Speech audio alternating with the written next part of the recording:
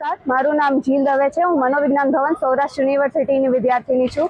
તો અત્યારે એસીબી અને મનોવિજ્ઞાન ભવનના સંયુક્ત ઉપક્રમ અંતર્ગત વિવિધ સરકારી કચેરીઓમાં અને પબ્લિક પ્લેસીસ પર જઈને એક અમારી જે છે સંયુક્ત મુહિમ ચલાવવામાં આવી છે, જેમાં અમે એસીબી દ્વારા જે હેલ્પલાઇન નંબર આપવામાં આવ્યો છે, જે ટોલ ફ્રી છે 1064 જે નંબર છે, તેને એમ્બ્યુલન્સનો 108 અને અભયમની 181 જેવા જે નંબર છે તેટલી જ તેને પ્રખ્યાતિ અપાવવામાં અમારી આ જે નાની એવો એક પ્રયાસ છે।